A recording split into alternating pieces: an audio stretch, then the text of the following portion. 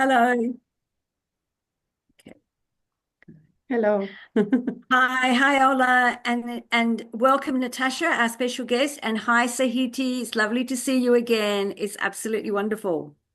Um, I'm sure we'll have more of our colleagues join us soon, but in any case, I think we move on. And what I'll do first of all is I'll read our welcome to country. And then what I'd like to do before we kind of start it, Natasha and Ola, who are on campus at QUT, this year's conference is going to be around that whole Indigenous theme. And I thought it might be a nice intro and for us while we're waiting for some of our other colleagues. Okay, see how we go. The Queensland University of Technology welcome the Turrbal and Yugara as the First Nations custodian owners of the lands where QUT now stands. We pay respect to their elders, laws, customs, and creation spirits. We recognise that these lands have always been places of teaching, research, and learning. QUT acknowledges the important role Aboriginal and Torres Strait Islander people play within the QUT community. And personally, as I'm located in Western Australia, I pay my respects to the Whadjuk Noongar people who are the traditional owners of this land. Okay. Have you got your hand up, Sahiti? No, no, it's okay. Now, Ola, would you like to start, and then maybe you can introduce Natasha into it? Yes, we usually have much bigger group, Tash. That's okay. So maybe they will still come. But Tash is an expert in mentoring, and she brought and introduced many of our researchers in Australia and overseas to this nice scheme she's a part of.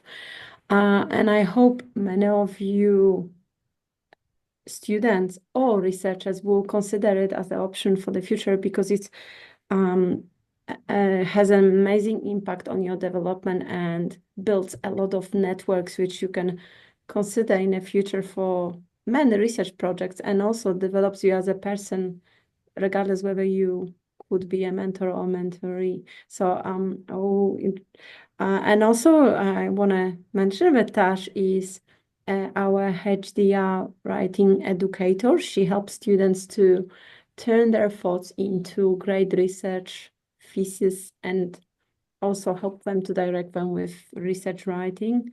But also she takes care of the mental health of students and runs really nice writing lunch, which is not only about applying Pomodoro techniques where you write and have a break and discuss something and write again. It's actually uniting students on a campus or online to come together, think about something else outside research, and just connect. So all yours, Tash.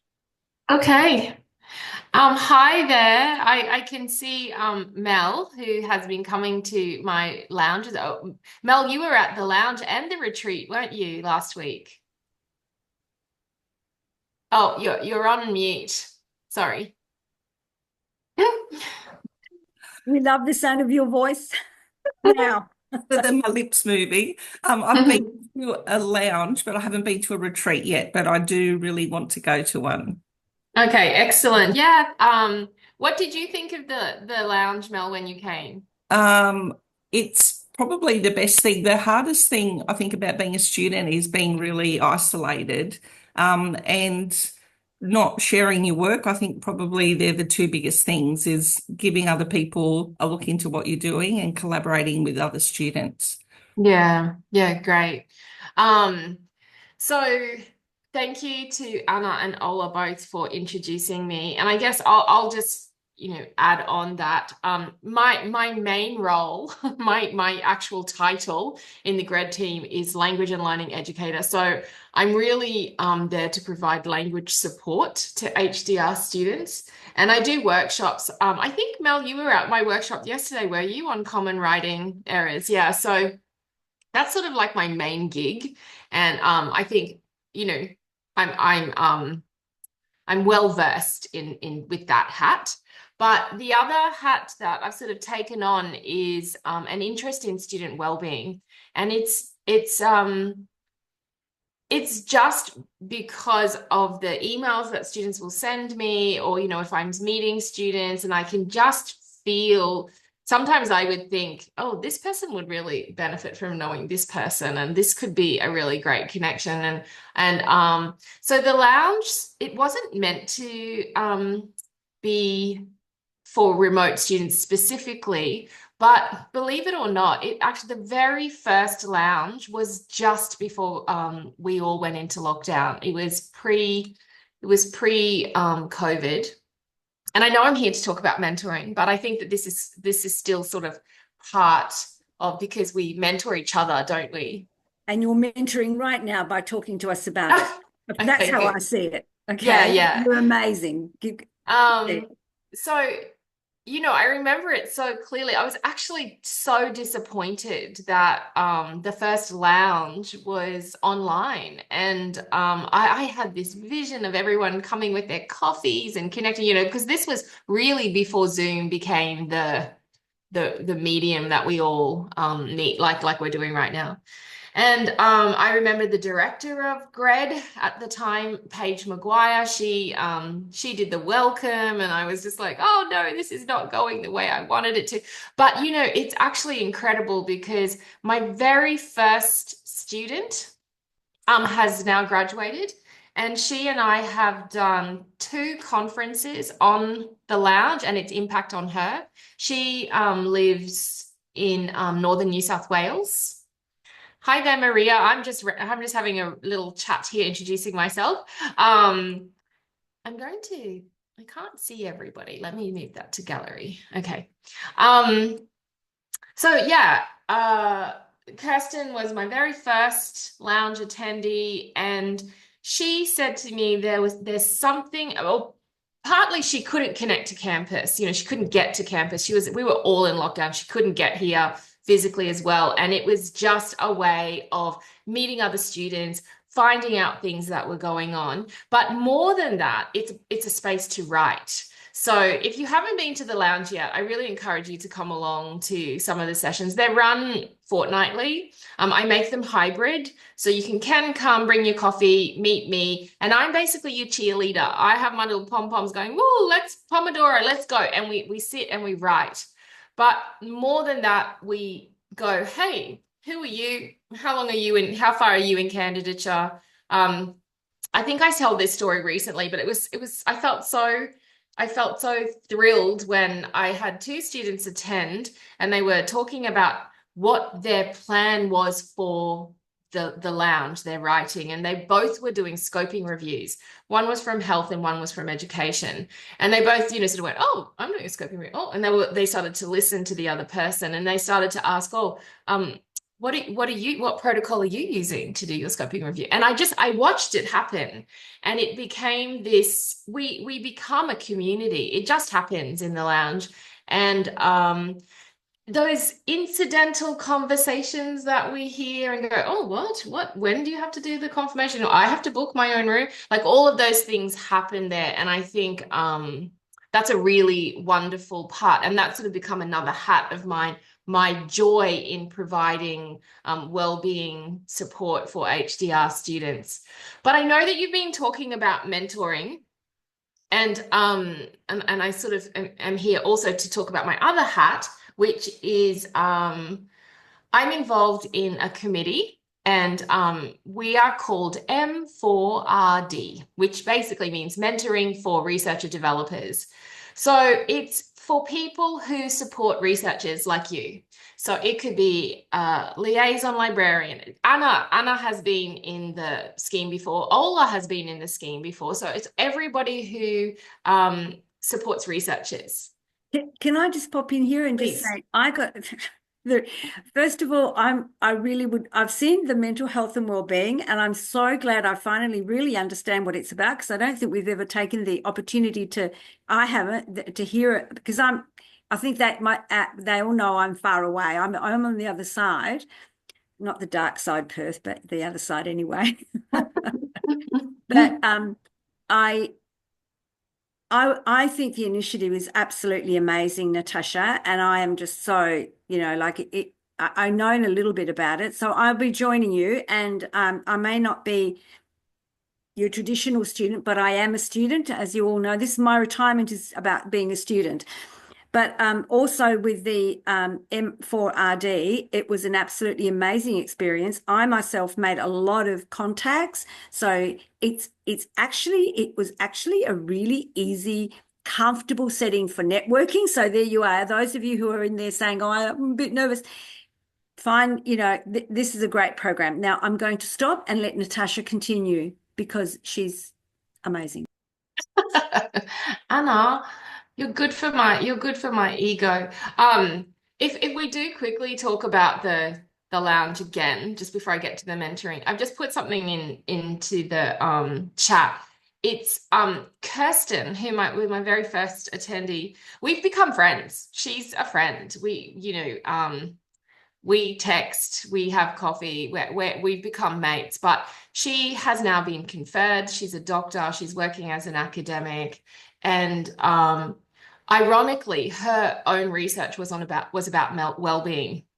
And we are currently with another student who is also a regular attendee from Canberra. The three of us are writing a book chapter currently on the lounge and how it impacted student well-being. And it's actually with Edith Cowan University, Anna, there's a woman, Professor Narelle Lemon. She's quite involved in well-being, and it's a book that she has got going. So we're almost finished our revisions, and it will be published later on this year.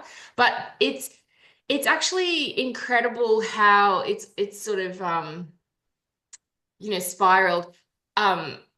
Kirsten and I wrote this blog article. Ola and I have also written an article about the lounge and also eGrad School, and how even eGrad School, look at what we're doing here. All of you are connecting. This is a community of practice that Ola has created and Anna facilitates. And it really is, it is well-being. It's part of your well-being. And it just, because you can connect and you can see others, and you're not just sitting at home, typing away on your computer, not knowing what's happening. So Ola and I have, we also spoke at a conference in the UK, didn't we, Ola? And Ola spoke about eGrad School and I spoke about the lounge. And so Ola and I together are both quite passionate about the well-being of HDR students. And I know that eGrad School has done a really great job with that space too. But okay, so coming back to the mentoring scheme, it's sort of funny. I'm the type of person, I just say yes to everything, which I shouldn't, but anyway, I do. And I said I joined this scheme. I got some random email from King's College in London. Do you want to be a mentee? And I was like, yes, I do. And then a couple of months later, I got an email connecting me with a mentor who was in KwaZulu-Natal University in South Africa. And I was like, who is this woman? What is this email? I'd completely forgotten that I'd even said yes to it. So Colleen, the professor, said, send me a Zoom and let's meet. And I was like, okay. And then we arranged our first meeting. And then I said to her, I can't even remember applying for this. What are we doing? Anyway, it was quite interesting because Colleen and she's a supervisor for clinicians in South Africa, and she's very STEM, I'm language, we're completely different. But she started to mentor me, and she would ask me about my studies, my work, and it was a very professional setting to begin with. And we set up monthly sessions, and we just we didn't become friends at first. She's very, very clever, very, very busy, but always made time for me, which I appreciated. And she took the scheme seriously, which I also appreciated. And then the person who had created the scheme really was only ever intending to do it for a year. But then Colleen and I got along so well that he said, if anybody's interested in taking this forward, let me know. So Colleen and I said, well, we can't let this idea die. This is fantastic. And so she and I created a committee, and I think there were about 6, 7 people. And now we're in our 4th year. We're in our 4th year, and it's the 5th year of the scheme. So it's a worldwide scheme. We have people from all over Europe, a lot of UK, New Zealand. We haven't really reached the North America yet or South America. It's just the time difference is a little bit difficult to have mentoring sessions. It isn't impossible, but we haven't really done that yet. A step at a But time. pardon me. A step at a time. But Yeah. because a lot of the people that I have met myself, even on sessions like this of your mentoring scheme, they actually are academics or research developers, etc., working in say Europe or the UK, but they come from countries from other parts of the world, like South America or North America. Yeah, And it's you're really, right, Anna. yeah, and then I think share.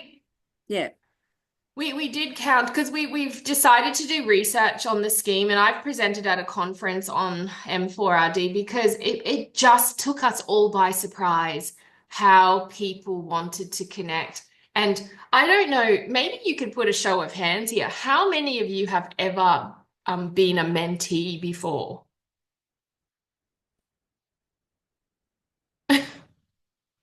Or maybe a mentor? Or are you looking for the reaction button, Mel? Or just the audio. Yeah. I've mentored other people, but I've not ever been mentored. Yeah, it's such a great experience. And I think possibly, Mel, you can agree that did you also feel you found benefits from that experience? Oh, 100%.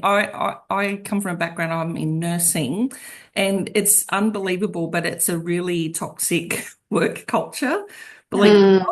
not. And I have always found my background was I trained in Newcastle in New South Wales, but I was one of the first to go through the university programs where it came from hospital training. So it was a real sort of baptism of fire coming into hospital programs with people being really anti-university training. And Mm. throughout my whole career, I've just found I've never had really good mentors or leaders that I've looked up to. I've found bits of people where I'd say I'd take a little bit of that from that person, a little bit of that from that person, and just sort of tried to model myself on the positive characteristics that I found. And then I kind of made a vow that I would never ever treat anybody the way I've been treated in my career. And I would just find people that I think were hidden gems and just try and help build them up and let them sort of flourish in the environment. Yeah, I think, and that's so beautiful. And I think Maria's just saying she's, hopes to find them. And I think that that's the truth. And I think that's something that's really important to mention today. You don't need to be part of a scheme to be a mentor or to be a mentee. And as Mel said, she goes and seeks people out. I actually once had a woman, and I'm still friends with her. We were at the photocopier at my previous job when I was an English as a second language teacher. And we just, sometimes you connect with people. I connected with her, and she just said to me, Tasha, would you like to do a conference with me? And I was thinking, what? You've got the wrong person. Like, what? And anyway, I said yes. And it was my first ever real experience. This is a long time ago. And I went to UQ, and I didn't know what I was doing. I got all dressed up and, stood up there. And I can't even remember what we talked about now. I think we talked about education design that we'd created for some students. And I said to her later, why did you do that? Because we became friends. And I said, why did you approach me? And she just said, someone did it to me once. Someone helped me and sort of mentored me, and I just wanted to do that for you. And honestly, I actually feel teary just to mention talking about it. She put me on the trajectory. She made me apply for this job that I'm in. I I've just gone, gangbusters since meeting her. And I often say to her, it's all because of you and your support. And she didn't need to, and she just did. And I think that if we can, even sort of, once, it doesn't have to be an ongoing relationship, but I think once it can be life-changing to a person. And I think coming back to Colleen quickly, I know that even though I was her mentee, goodness, she's definitely benefited from our relationship as well. She got to come to Australia. See that lanyard that Ola is wearing? That lanyard is from Colleen. It's a Zulu woman in South Africa made that for us. And she was invited by QT to come to Australia. She stayed for 2 weeks. She learned about the eGrad team and what we do. And she's trying to emulate that in her own part of a much smaller and not as, what's the word? Not a big university. And she and I are writing articles, and she has joined a big project that I'm in the UK with me in a consortium. And so our professional relationship has, really just kept going. And I don't think it will ever stop. We still have mentoring sessions, but they really just catch up. Yeah. So I think I don't know if you'd like to pose any questions, and I know I've been talking a lot. If that's what you wanted me to do, Anna, maybe I can stop now. That's wonderful. I just love your sharing. It just it brings memories, and I really appreciate it. And I know the audience is loving it. Maria, I saw your hand go up at one stage. Did you want to make a comment? Can you is your audio working, or you've got to type? Maybe you can kind of, because I can see she's saying, I love hearing you. Oh, it was a clap. Yeah. Maria, Maria, It was supposed to be a clap. I'm sorry. Go on, Maria. It was supposed to be a clap, so I did not raise my hand. Natasha was saying such wonderful experiences, so I just wanted to clap. I'm so sorry for that. Oh, no. Don't be sorry. And I noticed that some of you have been a mentor or a mentee, one or the other. I've been lucky enough to do both. And I actually, at one stage, I can say I was actually saying to students, I collect them in my earlier, like now, sort of, life changes. But especially as I moved in the corporate sector more, I used to meet someone, and if I believed that they had something that I could learn from, I would just say, would you mind, just, and I think, and I know Natasha, I've heard her and other of our speakers have said, just say, can we have a cup of coffee sometime? And then say, I'd just like to run a few things past you. And then in a way, it's an informal mentor, but also you have a lot to offer. And, it's sometimes an opportunity. Like I think what Natasha has just brought to the table is beautiful, because it's an opportunity that came along and now has developed into a collegial ongoing relationship, which is really what it's about. It's about, to me, like if we marry that with the well-being, it's not feeling alone. It's not thinking you have to do it alone. You have others there to support you. And that, I guess, is some of the underlying messages, like with the M4RD program that Natasha is now chairing. That's what that is about. It's a collegial support group. And, I personally have gained a lot. I'm going to say this. Natasha was one of my students on this program many moons ago. And it is just so wonderful for me as an educator to see her having blossomed as much as she has, and learning learning about where she's going. So I've got some chat here, so I just want to have a look at this just in case we've missed anything. I said, okay. I think we're all good there. All right. I don't want to take over from Natasha. It's really important for me because I know she has invaluable knowledge. Well, you know, credit where credit's due, Natasha. We all have something to offer, but you know, this is your time to shine. She's a very humble young woman. Don't be sidetracked by her liveliness. She's amazing. Sahiti and Sarah, is there anything you would like to ask or share? You've been sitting there quietly enjoying this gathering. All right, well. Yeah, I'm sitting quietly. I've got a child running around. Quite okay. You've got a son running around, did you say? Oh, nephew, he's here playing. Matthew. Oh, that's lovely. That's lovely. Thanks, Sarah. Okay, Natasha. Oh, that's so nice. Thank you very much, Sahiti. I hope you're feeling better soon too. Natasha, I'm going to give it back to you and perhaps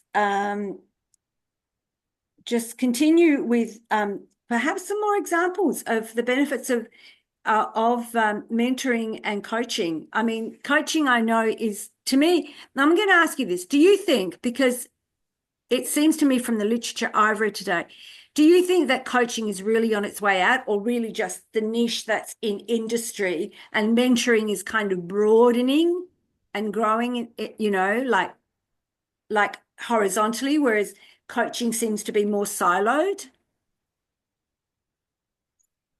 I don't know. I would think the exact opposite, Anna. I think that I think it's so important, and you know, sometimes without labeling it, we do it, you know, intuitively, don't we? We give a word of advice or help someone out in some way.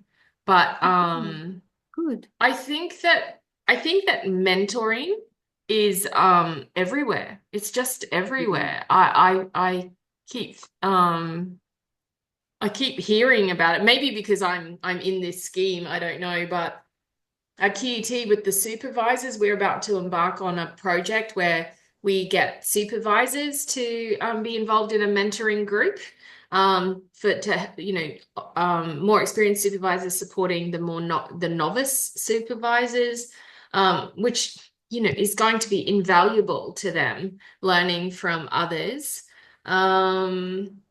So we're really looking at formal and informal mentoring, because the formal mentoring, say, for example, they join the M4RD scheme, right? And the informal one is where, for example, a student comes to me and says, you know, can you help me with this? And within that conversation, there's also other knowledge or information that you're sharing with them, but it's informal and you may never, you know, see that. I'm just unpacking it a little bit, because to me, it's something that is so accessible for everyone, you know, and should be. And I think that sometimes we mentor and we don't even see ourselves as mentors, because it's just part of what we do in sharing knowledge, information, skill sets, and giving something of ourselves to others. If you like, I might just share my screen, Anna, and I've got some slides that we use in our mentoring scheme. We have an introductory event. So I'll just share it and I'll talk to you about I'll just talk through the slides. So we talk about, we try to describe what's the perfect mentee and mentor. And again, last year, Anna, we trialed the peer mentoring. You were involved. Anna, you had a two mentoring. Were you in a peer mentoring group? You're on mute there, Anna. I'm trying to remember. I may have had that lovely gentleman. I remember pairing you with a lovely gentleman. He was fabulous. I learned a lot from him through silence. Now, I know that sounds a bit strange, but it's not. I learned from what I learned from him was that he would share what he could see and know, but really the answer to some of my questions, because they were more about my personal development, were within me. And at the end of it was a very satisfying experience. It was great. Oh yeah, good. So in our scheme, we're sort of just it's all volunteer. So we put in after hours work and everything, and then it became a bit hectic with the peer mentoring because we were dealing with, a couple of hundred people involved, and it just got hectic. So this year we decided to do just the one-to-one peer mentoring, because you will hear there's lots of different ways. And so we've created these slides about what's the perfect mentee and the mentor, and I'll just read through them, I guess. I think if you are involved in an official scheme like ours, we do definitely encourage people to not cancel if they've made a meeting, because I don't know if you've experienced it. I had actually I learned a new word yesterday. I'm part of a student committee, and we had a meeting, and myself and the director turned up, but she's not a participant. She's just the director. And then someone else turned up 5 minutes later, and then someone else turned up 20 minutes later. It was a 1-hour meeting. And the terms of reference for the committee said, right, quorum means I think more than half of the participants states that the meeting can't progress unless there's half there. So we just cancelled the meeting. I was busting to get things done because I'm a bit of a doer, just want to get things done. But we decided to cancel the meeting, and now we have to go and reschedule. And it's, everyone's busy, and Easter's coming, and we've got things to plan. So anyway, taking things seriously by not canceling is a part of our scheme as well. Also, if again, this is an official scheme, so we ask them to be prepared for the session, maybe have things ready to talk about or questions to ask, because in our scheme, we are pairing you based on information that you've provided in the application. Are you interested in talking about your career? Are you interested in talking about diversity and inclusion? Like what are you interested in? And so according to that is, actually I have a team at the moment in the UK. They're doing all the pairing this year because I've just opted out. I've just done it for I just didn't want to be involved. But so having your questions ready to ask. This is also really interesting. And I think probably because you're HDR students, I'd like to bring this back onto you with your student hat. Can you see this verb? The mentee drives the logistics. It's really similar to, I don't know if any of you came to my workshop on the supervisor relationship. I did that on Tuesday. Mel, you were there.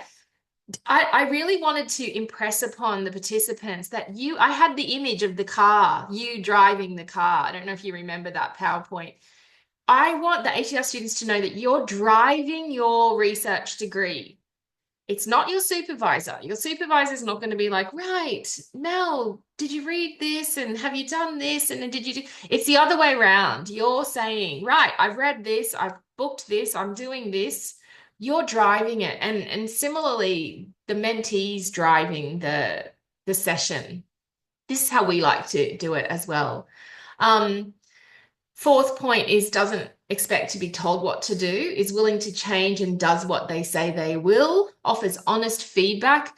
I think maybe you do or don't know, but my own research interest is supervision.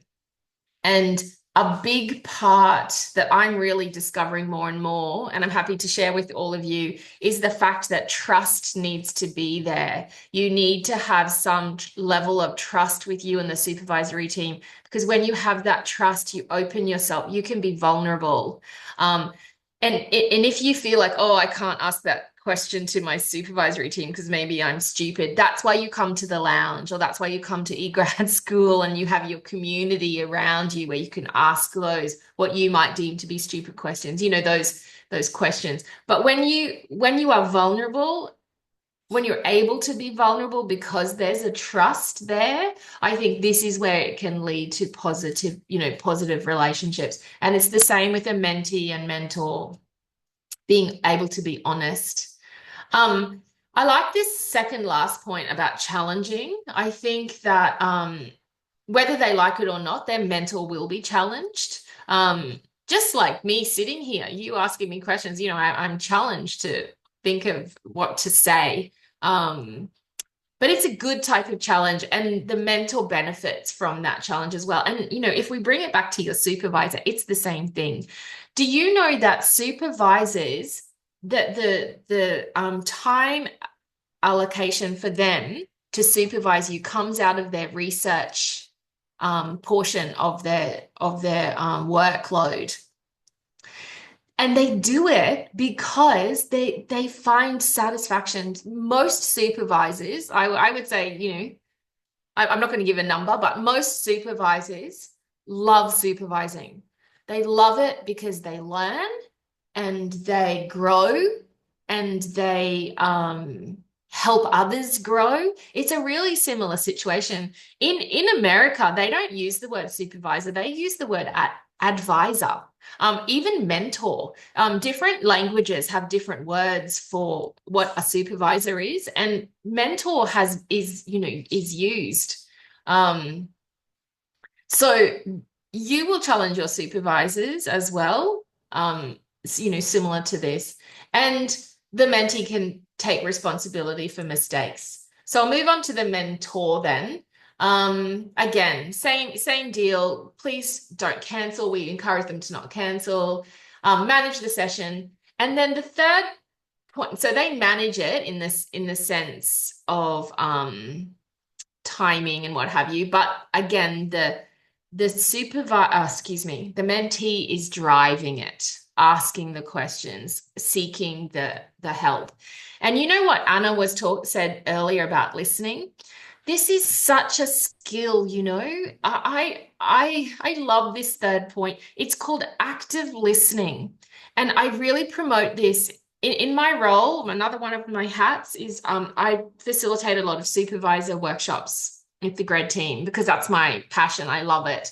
And I really stress to the supervisors, you need to actively listen. Don't just they're busy, their brains are everywhere, they're researching, they're teaching, they've got other students, they're people, they're human, but they have to listen. And when they have international students as well, when English is not their first language, they have to really stop and pause and listen. And I have to say, I'll give you an example. When I'm in a one-to-one, so I do one-to-ones with students, and it's generally students who are struggling and who may be under review or, finding difficulty to reach a milestone. If the student, let's say we're looking at their writing and we're working out some sentences, and then obviously the sessions are 45 minutes. Obviously, I can't understand the content and their topic in that short amount of time. So I will say to them, okay, what do you think will go next? What's the next part? Or how can we rephrase that? And you know what I do? I put my hands on the typewriter and I say to them, I'm your scribe. Put my hands on the typewriter and I wait.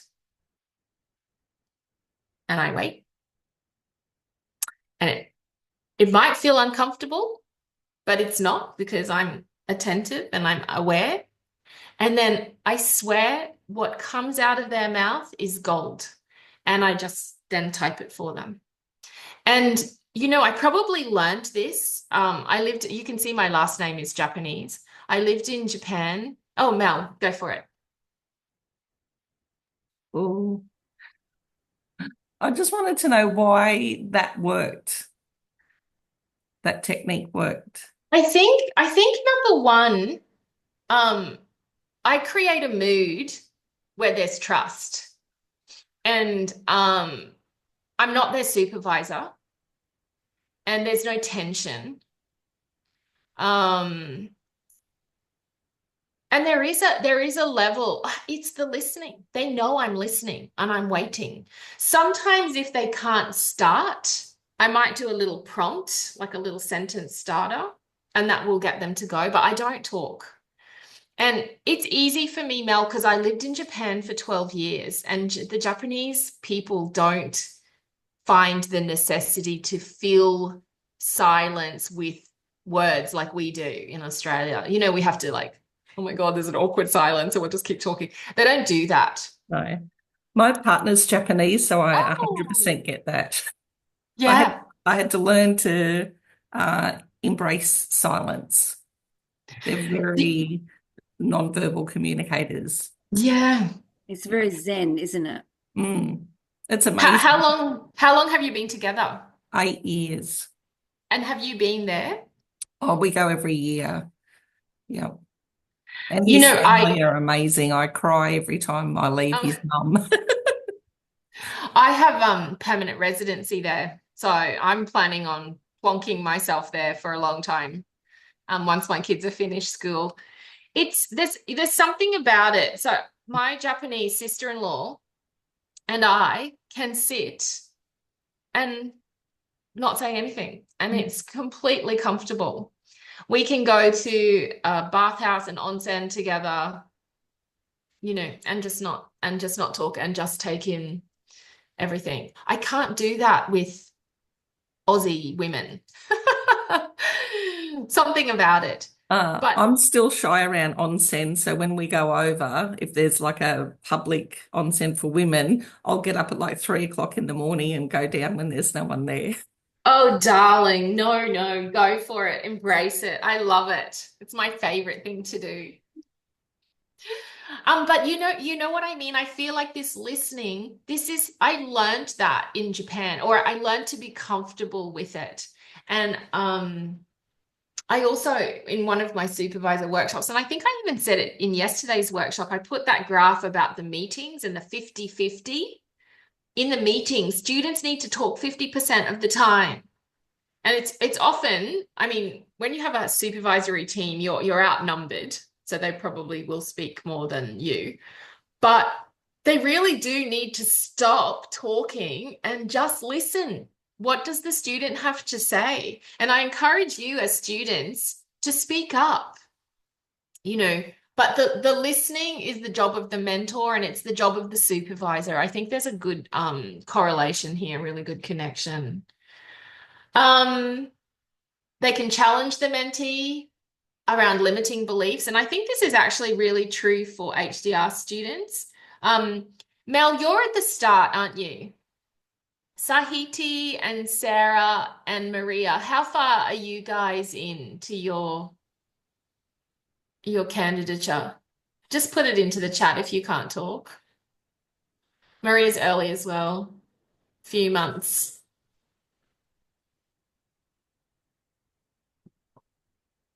And then Sarah. I think that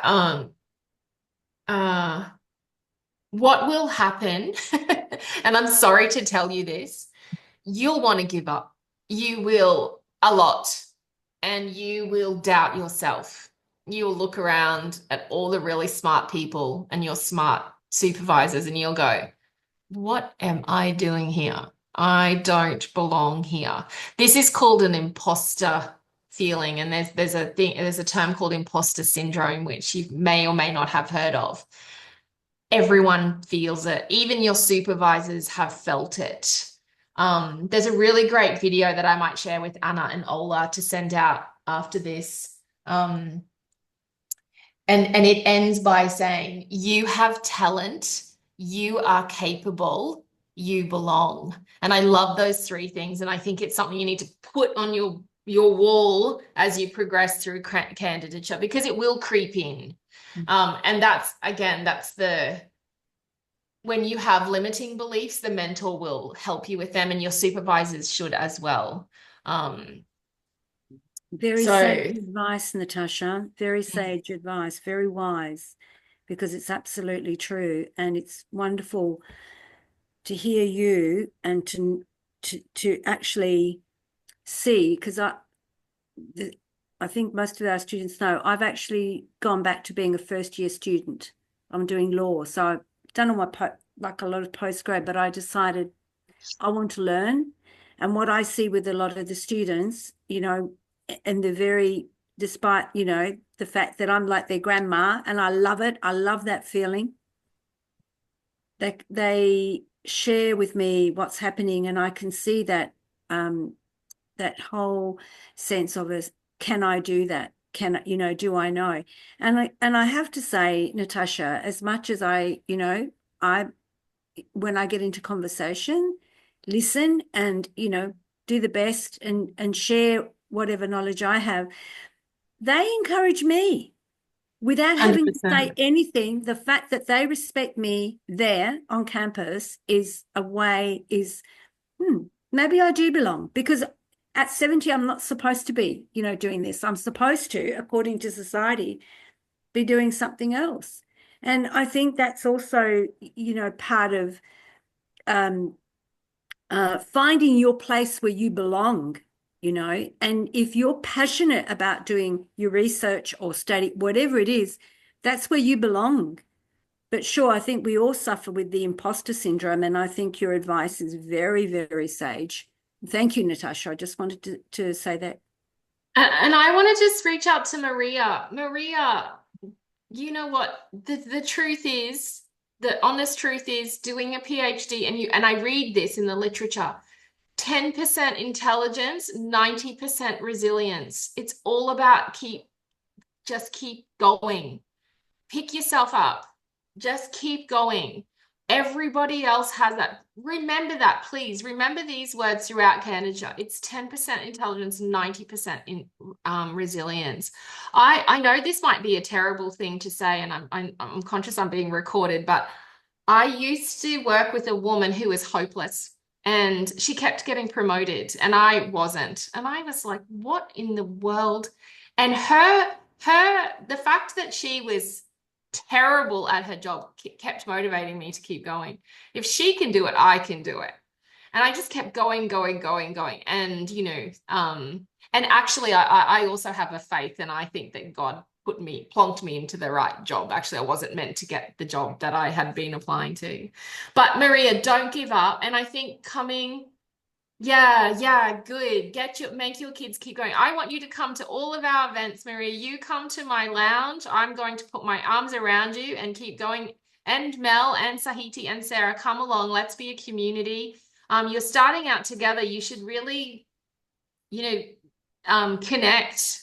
If you guys have met in this module, keep coming to stuff, connect with each other, share each other's emails. You mentor each other, you support each other.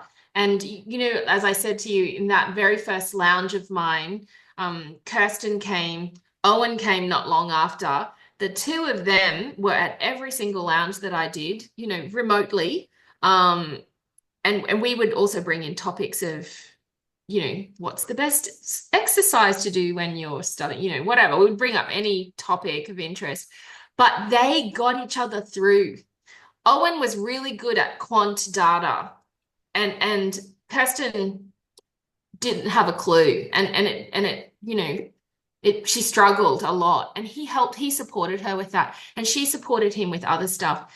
It's a village. And I think I also said this in a workshop recently. There's that Nigerian proverb, it takes a village to raise a child. It takes a village to get a student through as well. And we are your village. Anna, Ola, and I, we're part of the village, and and you are each other's village as well.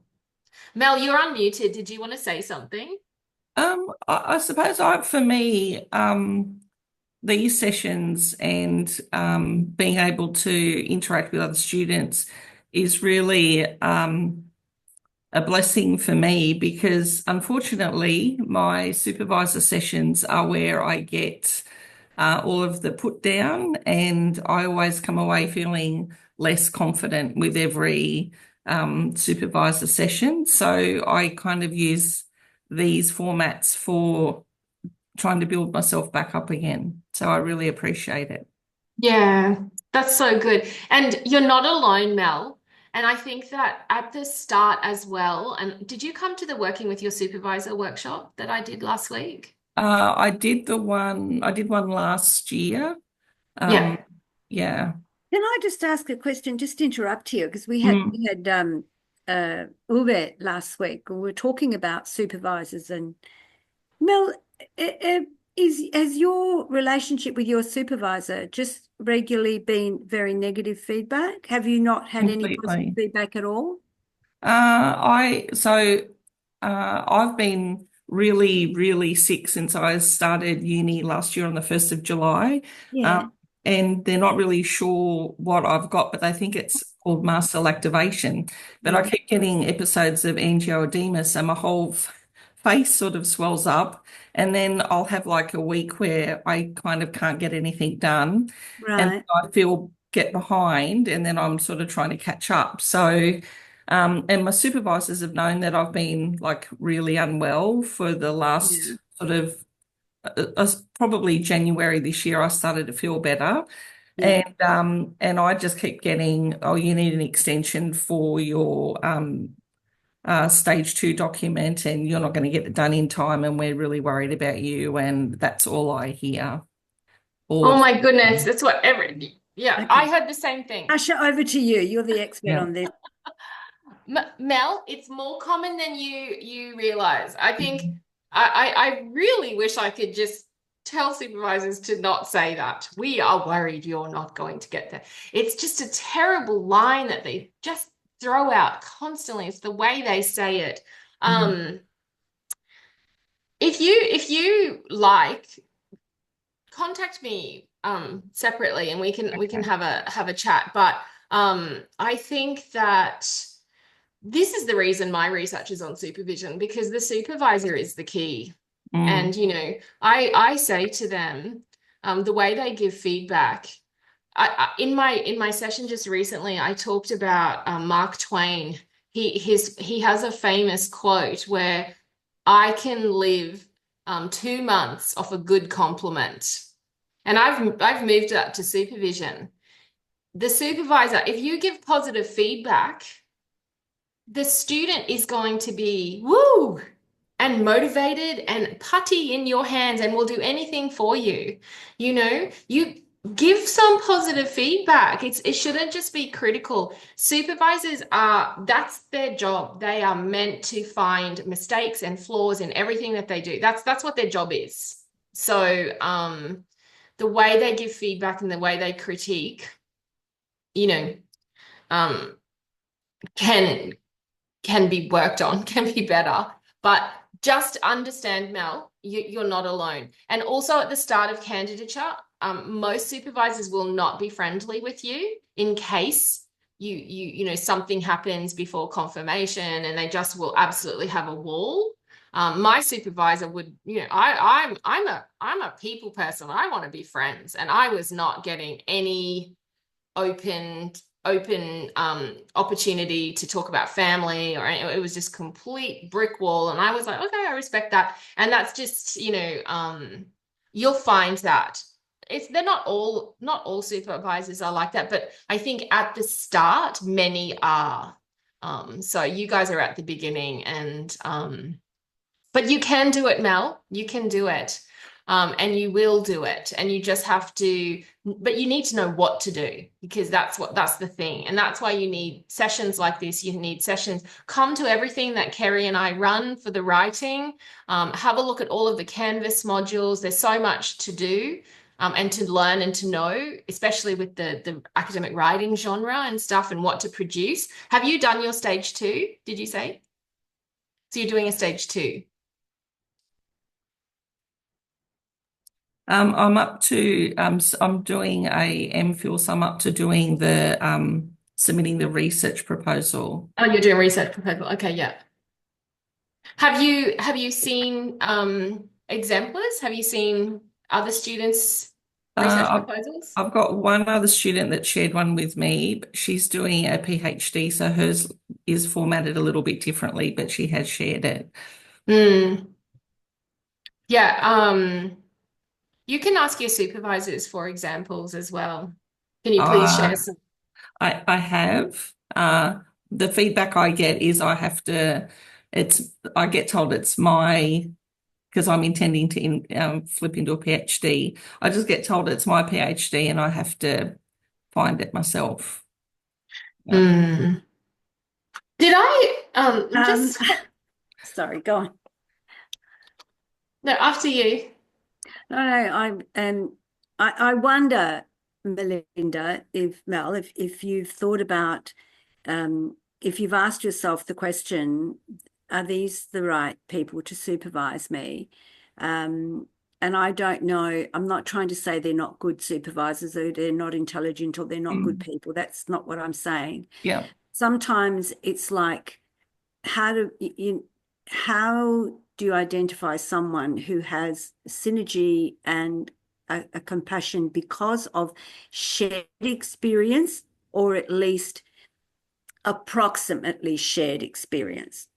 I know I had a supervisor who, there were difficulties, but they're but in the end, it's kind of like, in hindsight, I would say, you know what, I probably should have changed supervisor, not because the supervisor wasn't intelligent, wasn't at times. This is why I guess the red flag came up for me, Mel, is because at least she would give me a kudos for certain things, but in essence.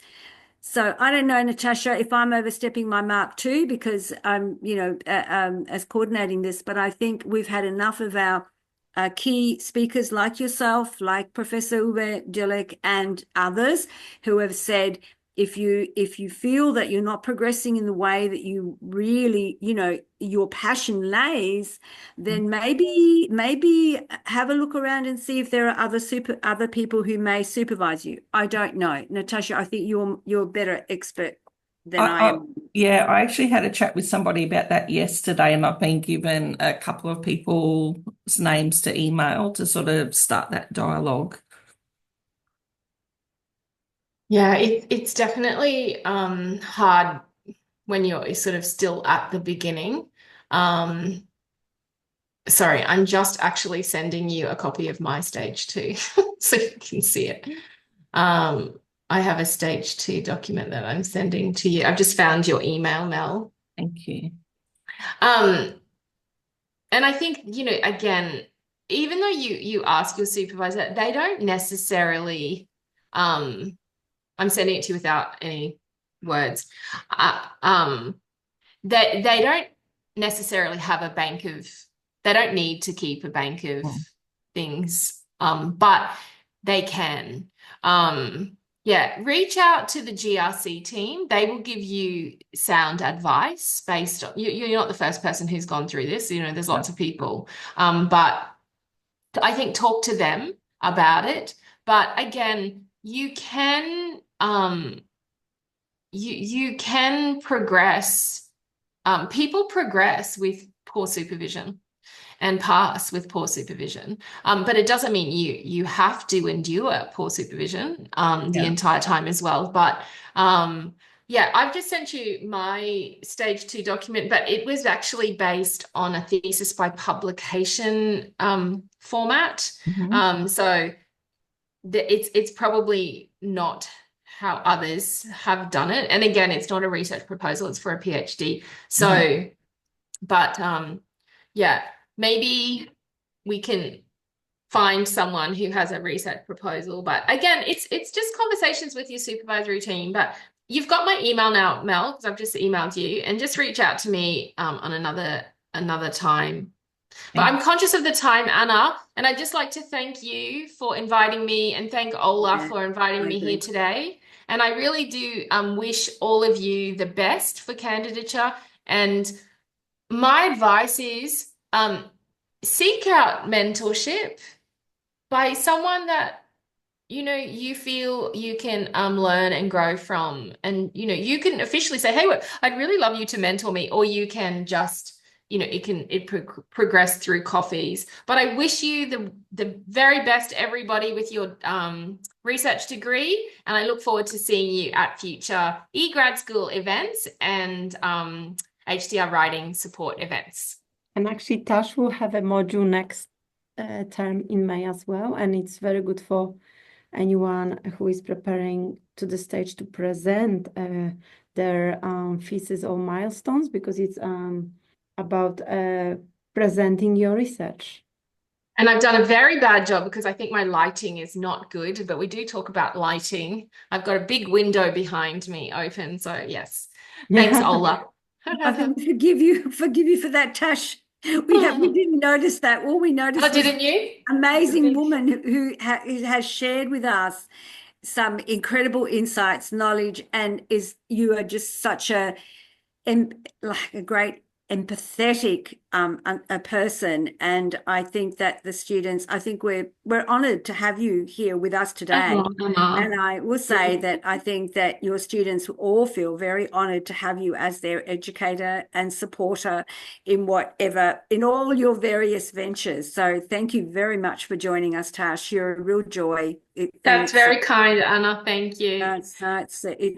Yes. Wonderful. And Ola, thank you so much for everything that you have supported. This is our last session. I'm not going to cry. I do love these sessions. I think that even though, look, there's only a few of us, but we give the opportunity to others to watch this afterwards and, catch up. And I believe that this is our way of doing a tutorial, which aren't scheduled, but we have this opportunity to share with each other. And I learned so much from all of you. Thank you very much. I'm really, really grateful. Thank you so much. And if you Thanks, need any help, any everybody. extension, Bye, everyone. All the best. let us know. Take care. Bye. Bye. Bye-bye.